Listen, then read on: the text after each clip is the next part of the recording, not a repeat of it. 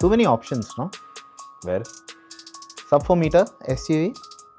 Hard segue, but here we are. Yeah. What all do we have? Nexon, Mahindra XUV 3XO, Maruti Suzuki Brezza, Kia Sonet, Hyundai Venue. Yeah. Lower down in the same technical specification or segmentation rather, Magnite Kiger. And you also have the Fronx and Urban Cruiser, Taser, whatever it is also fitting into roughly the same space. And then if you want to get into the intricacies of defining what is a crosshatch, what is a sub 4 meter SUV, and then the bigger, more existential question of what is an SUV even? Yeah, let's not go there, but too many options if you want to buy a 15 lakh rupee SUV. And there is one more from Team Green. Yes, coming from Europe this time. Skoda Auto Volkswagen India Private Limited. SAVW IPL. Got it. That's what they call it. And this is not their first attempt at doing something specific for the sub 4 meter space. Last time around, it keeps from Volkswagen. Yeah. They come up with that with the Volkswagen Amio, which was either a Polo extended or a Vento slapped in. I want to say it was a Polo extended more than, the Vento getting up. But, okay, that car is no longer there. Let's not discuss it for now. Let's discuss this Chottu Skoda SUV. Because it's a Chottu Skoda SUV, the name starts with a K, ends with a Q. Yeah. And this time it was decided by the Indian people. Or so they want us to believe.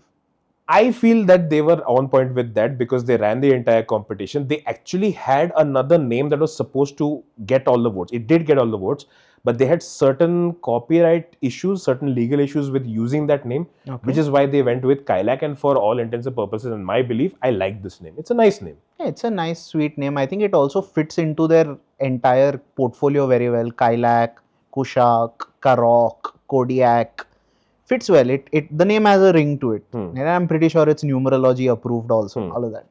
Let's move on to what it is actually bringing to the table. And I want to start by rewinding a few weeks where you had the chance to go to Coast, which is India's newest track in Coimbatore.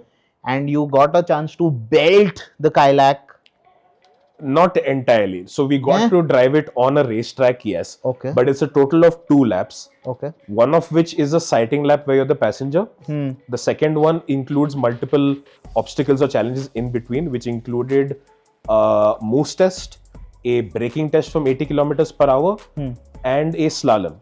All of which is in a controlled environment. And because you had all of the guides over there dealing with multiple people, multiple journalists and content creators, some of whom are competent, some of whom are not, some of whom are overzealous, some of whom are measured. So then they try and walk that middle ground where if you are getting too close to the racing lines, if you're showing too much excitement, they're like, please come back in dead center, please slow down, please take it easy. They won't within reason. And I don't blame them. So you drove the Kylaq? I did. They had like 3 or 4 prototypes over there. We went through a variety of conditions and I got a basic idea of the car.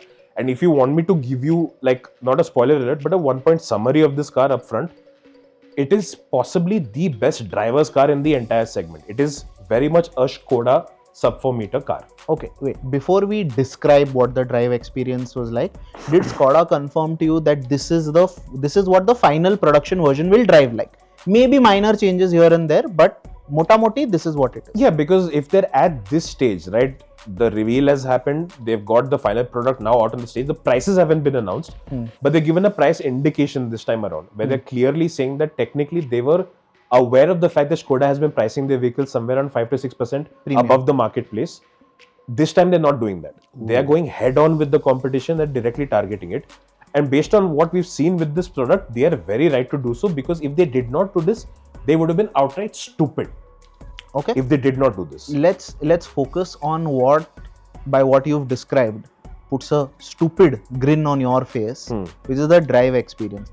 Now, we are getting only the 1 liter TSI, which I'm not actually complaining about, because every car I've experienced the 1 TSI in, whether it was the Polo Vento Rapid or whether it was the Taigun Kushaq Virtus Slavia, that engine doesn't A, feel like a 1 liter engine at all, and B, there's so much torque, it is actually as fun as the 1.5s.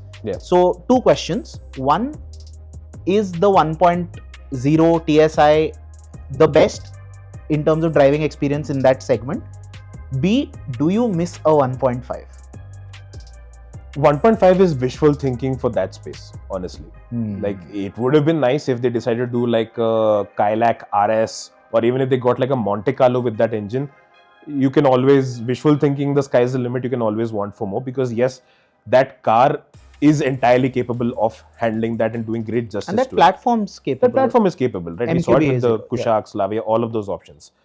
The 1 liter TSI, I won't say it's the best possible option in that segment from a usability standpoint. Okay. I tell you what, let's draw the parallels with the turbos only. Okay. Because the NAs that you have in this space, whether it's the 1.2 naturally aspirated petrol you get with Kia and Hyundai, if you look at the 1.5 K15 engine that we have with the Brezza, yeah, or don't even consider the Kiger and the Magnite ka NA engines. Yeah, that's stay as far away from them as possible. The thing with this particular engine is it's kind of similar to the others in the sense that you have these small displacement turbos offering a little bit of a jerky experience in heavy traffic. Correct. Where it's a little bit of a like a hesitation and then a pickup. And if you're in stop and go traffic, you have to be very measured with your throttle inputs to ensure that you're getting the smoothest possible experience.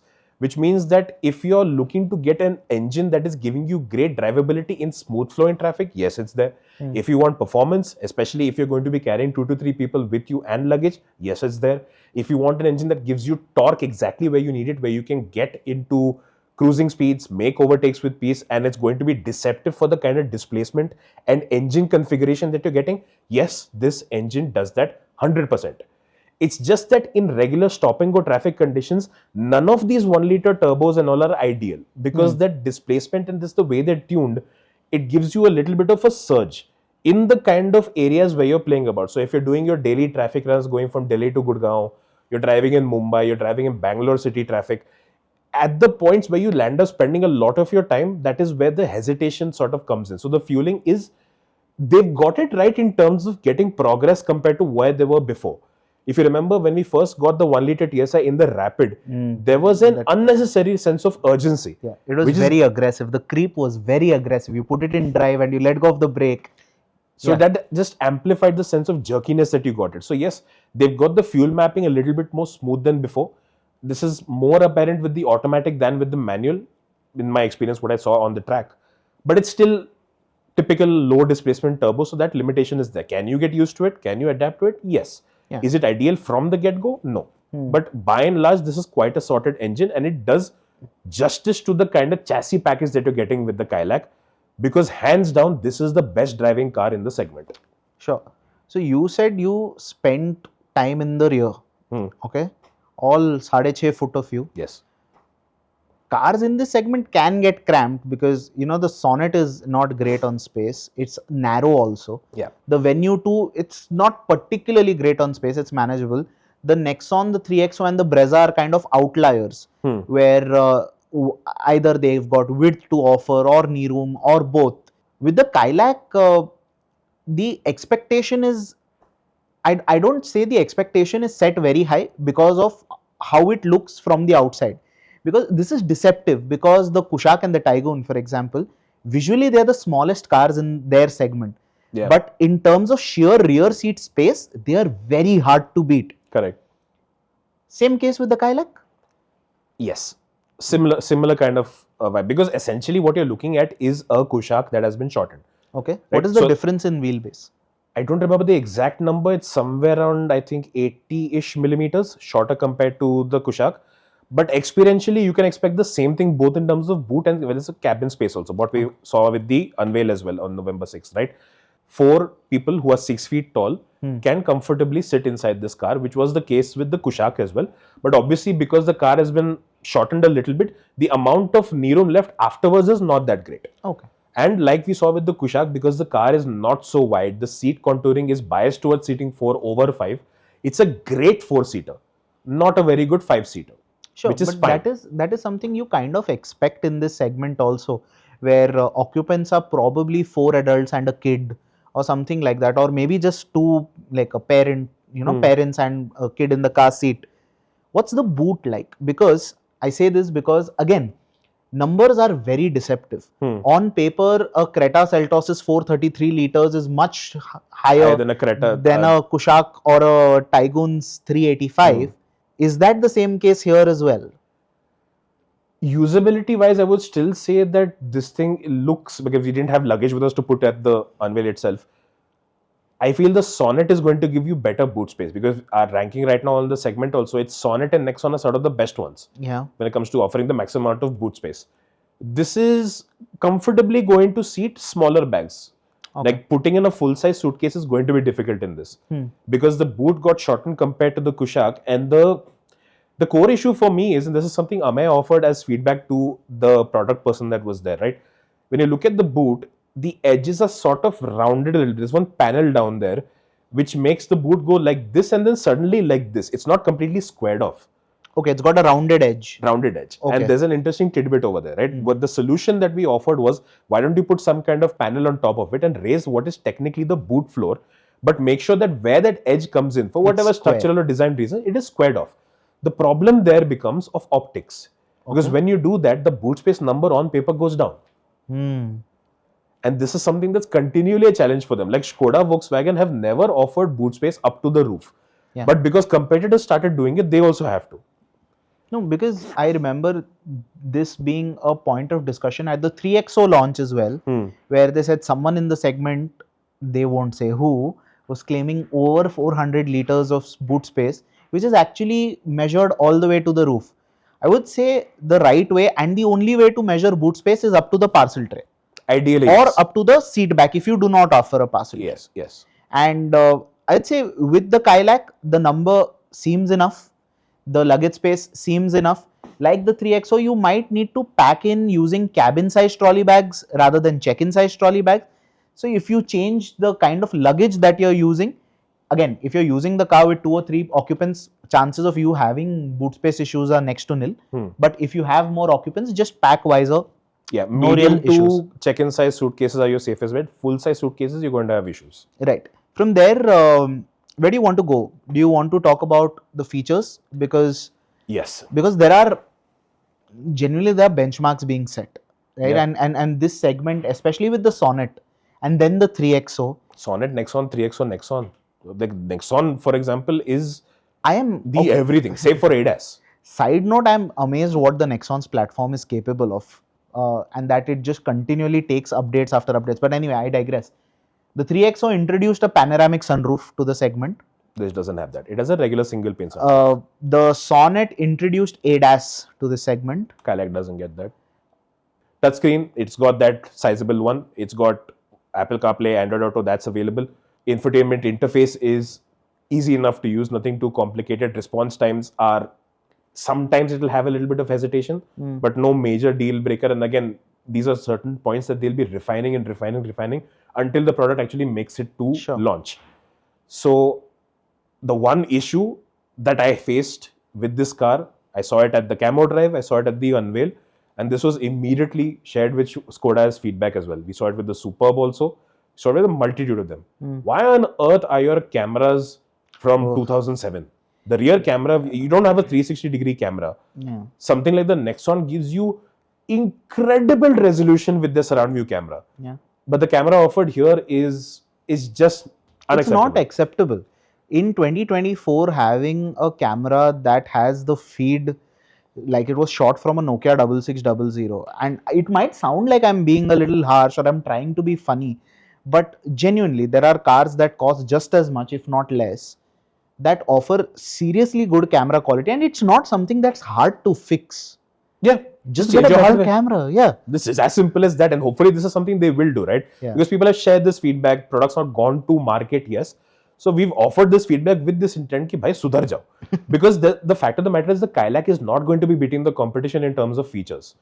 It has seat ventilation, it has a sunroof, it has that touchscreen, it's got a decent enough sound system, it's got powered front seats. Wow. Which is a nice touch. Is it something entirely all that necessary? I don't think so. It's a good differentiator to have, but it's not a reason why somebody would change their purchasing decision by any means. Then you have your electric adjustment, push button start, and typical Skoda style, it's on the steering column itself. There's rake and reach adjustment for the steering, which helps you get a good seating position. The seats are also slightly biased towards narrower frames, so it'll hold you well. But if you're slightly broader, you might have wanted it to be a little bit wider. And this is not just an issue with the Kylaq or the Taygun or Kylaq. This is something I feel even with the Tiguan. Yeah. That's also there, where it's biased towards giving you good support if you're of a medium build. When you're broader, it feels like you're a little bit hemmed in with that position. But it's a comfortable place to be in, and definitely one of the major selling points of this car is its cabin's headroom. Okay. Because I seated in the rear seat with my butt right up against the backrest properly, like not sliding down to try and adjust. I have headroom to spare. Wow. Because I sat in the back seat of the Kylaq with a helmet on when we were at coast. And did not graze the roof? I mean, just about close enough. Fair. So, I mean, that's pretty good, right? Even if you're talking about somebody who's maybe not as tall as I am, but if you're 5'11", 6 feet tall, you have a turban, you have headgear on, which obviously needs more space as well.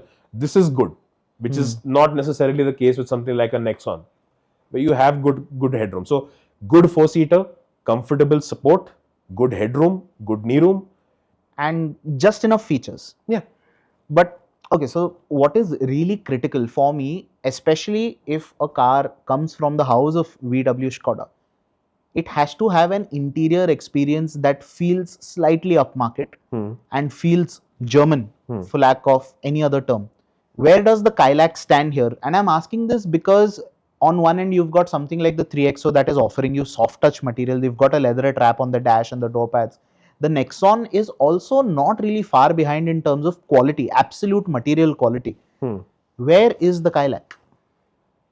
It's, I'd say, the benchmark in this space, the benchmarks rather. It's still Sonnet, 3XO. Kylaq is basically Kylaq. Okay. It's not a night and day difference versus a Kylaq. The parts that they're using are largely the same. And like we saw, the initial lots of your Kylaq, Slavias, Vertices, Tayguns, they didn't feel all that great. Yeah. But now... But the more recent lots that we've driven, they actually feel better. They feel better built, they feel more solid. They've engineered that door thud to be a little bit more impactful because people like that. So those variables are factored in, and it's feeling maybe 10% short of what that old school Skoda Volkswagen feel was. I was going to build up to that question. You and I have spent 9 years in a Polo GT.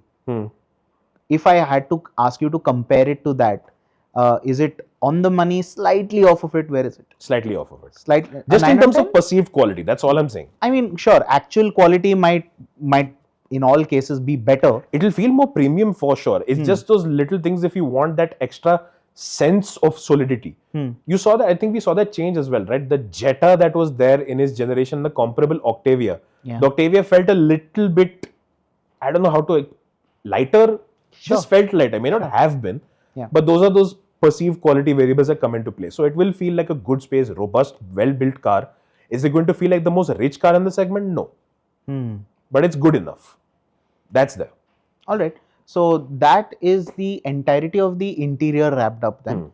I want to move on to the way it looks. Yeah.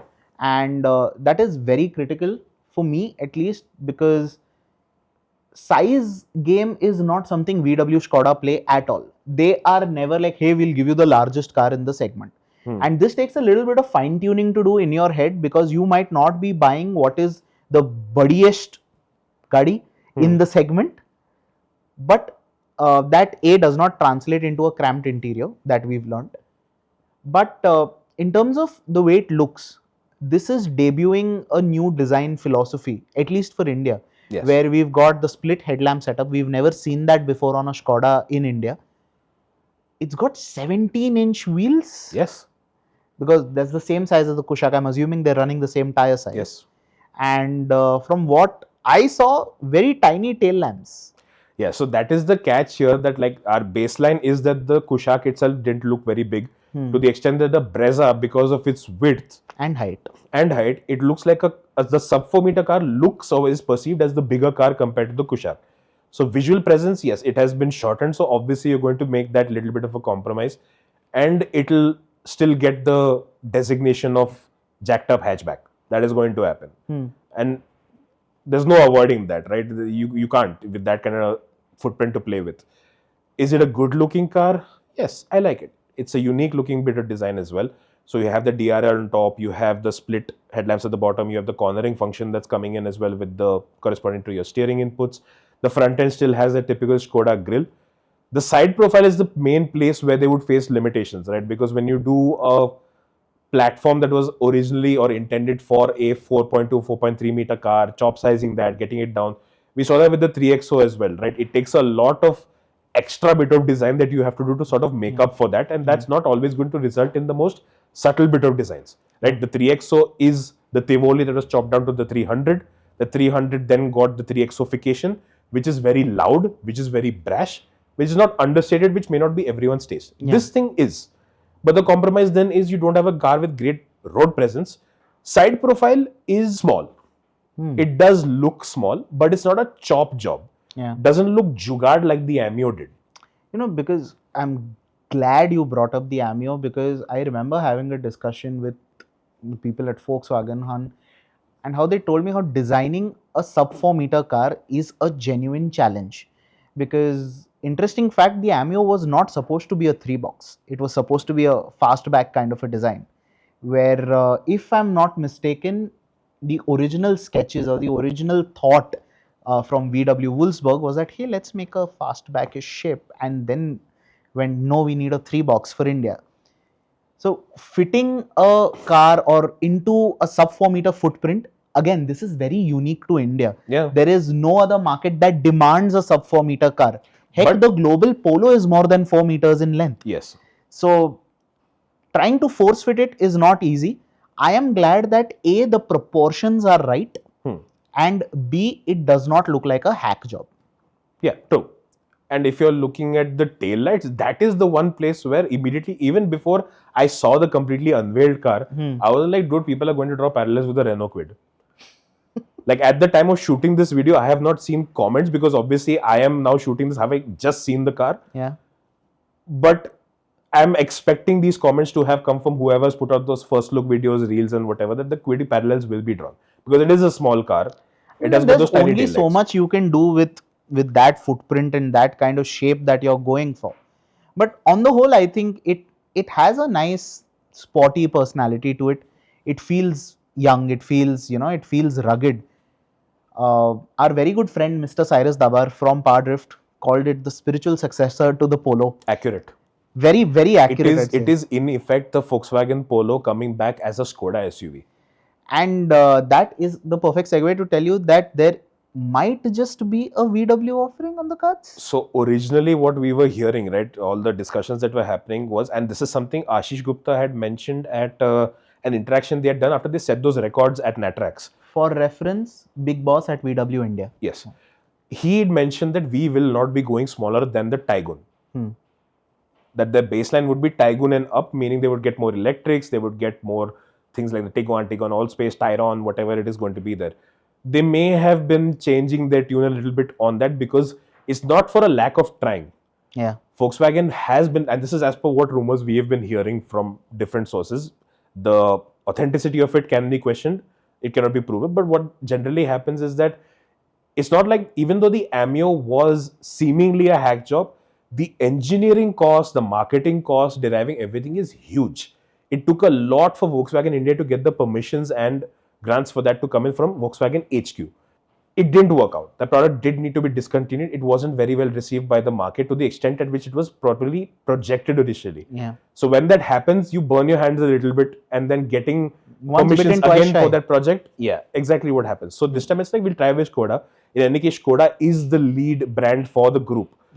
So there was hesitation. But I think now that the product has come out, they've seen certain inputs coming in there, they see the potential of the car, because ultimately sub 4 meter space is going to give you the opportunity to come in at a more aggressive price point. More aggressive price point gives you better odds of selling more cars.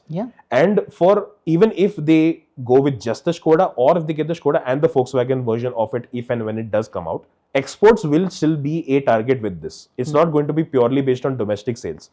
Because people assume that just because you're launching a new product, that everybody's target is to sell the maximum number of cars in the domestic market. Business cases are built around what you invest and where you're trying to recover it from. Skoda is already ahead of the government's internally set targets for different manufacturers when it comes to exports. They're already ahead of it. So this can also be applied to the Kylaq, and that can be said for this as well. Same with the Magnite, same with the Kylaq. There's a variety of models that they're looking at export surplus, because ultimately the limitation with the Indian car market is still that the top 4 players have got too much of the market share for everybody to be targeting much of an increase, but they will be looking at with the Kylaq itself. My concern with this product is its placement too niche for its own good? Okay. I'll elaborate on that, right? We know it's not the most feature-packed option. It might be undercutting the competition to some extent. The core USPs of the car are there. It does have differentiators. It is the best driving car. It has that European edge. People do like the Skoda brand. Right? There might be people who like the ZXO but don't buy it because it's too over the top for them. The Nexon and all the Sonnet might be two common options. But are there enough people in this space buying or specifically looking for the best driving car in the segment? I don't know. Maybe there are. But it becomes a little bit of a niche. And then on the other variables, it's not outdoing the competition from what I can see on enough aspects of like features and all. Cabin space is there. Is it the absolute best? Is it outdoing the competition significantly? Not necessarily. Because if you want great cabin space and boot space, the fact of the matter is even a Magnite does that for you. Yeah. The Magnite is a very spacious and practical car. It's just that the other soft points get compromised and it feels kokla. Outside of the little touches that you do on top of leatherette padding and whatnot, you pesh it and then suddenly, yeah, it's a little bit tacky in that sense. So the sense that I'm getting of the Kylaq is that it gets the basics spot on. Yes. It is the best car to pick if you want driving fun, driving pleasure. If that is top priority, of course it's a Skoda, so I'm assuming, and because it's based on the same platform as the Kylaq, and hopefully not a lot of decontenting has happened, it should score reasonably well in a crash test as well. So safety is also a given with that. If you're not looking for the best headlining features there are, this seems like a very sensible option. So it is. So it is basically every Skoda car ever, where it is the right amount of features and a lot of sense built into a package that is fun to drive. Yes. It's hitting those notes, right? All they need to ensure, since we started off with all they need to do is they should be following the damn train. Yes, exactly. Just be aware of how competent your competition is. Yeah. Skoda brand has pull, but everybody else is in a strong position. Yeah. Nobody's looking at... Especially in this price-sensitive space that they're playing. Exactly. So as long as they price it right, and by right, I mean you have to undercut the competition and stay there. That is very important for them to do. If they start charging a premium because we are European, because we are Skoda, you're going to get the results you're expecting. You're going to be focusing more on exports than domestic sales. But all in all, competent, practical, spacious, good driving car. I would like to see it get the 1.5 as well. It would be nice to see. If at all it will happen, time will tell. So that was the long and short of the Skoda Kylaq. Yes. If you've got any questions, queries, comments, leave them down there. Anything we've missed out, any specific information you want, comments, we'll reply to you. Like, share, subscribe. We will be driving the car soon. Yes. The price announcement is expected when? January? Next year. Most likely, I'm assuming the Bharat Mobility Show, unless some other date change happens. Super. So that's it for this video. We'll see you in the next one. Thank you so much for watching. Bye.